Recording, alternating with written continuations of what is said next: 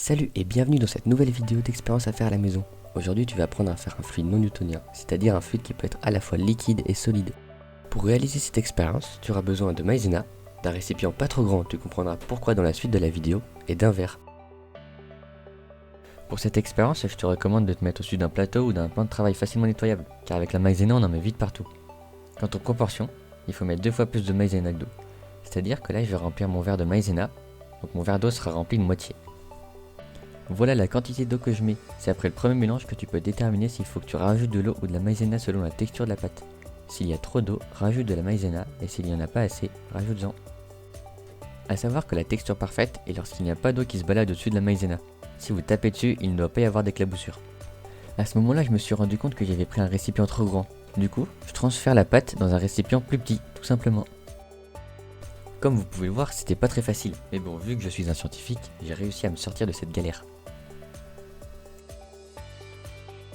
Maintenant, tu dois mélanger, c'est la partie la moins amusante. Pour savoir si tu as les bonnes proportions, il faut que tu testes ton fluide. Il faut que ton fluide soit liquide si tu trempes ton doigt dedans lentement, mais il faut qu'il soit dur si tu appuies fort dessus. Mais comment ça se fait que le fluide durcisse lorsqu'on appuie fort dessus?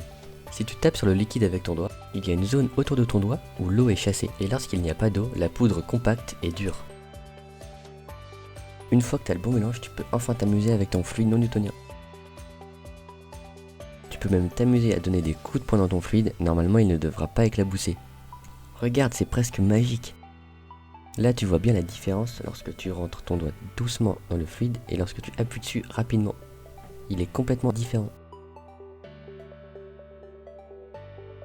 Pour cette manipulation, j'espère que tu es bien au-dessus d'un plateau ou d'une surface facilement nettoyable parce que là tu vas vraiment en mettre partout. Tu peux essayer de faire une boule avec la pâte, mais dépêche-toi de la serrer dans les mains parce que sinon elle deviendra liquide et elle te glissera entre les doigts. Tu peux essayer de couper le fluide, mais celui-ci reprendra toujours sa forme initiale.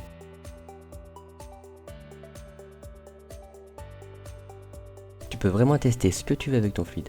Regarde, j'ai réussi à faire rouler une pièce de 50 centimes dessus. Je trouve ça vraiment cool à observer. Par contre, après avoir fait rouler ta pièce, bonne chance pour la récupérer. Pour te débarrasser de ton fluide, tu peux tout simplement le mettre dans la poubelle noire. J'espère que cette vidéo d'expérience à faire à la maison t'a plu. Tu peux en retrouver d'autres sur notre site kit-scientifique.fr. A bientôt!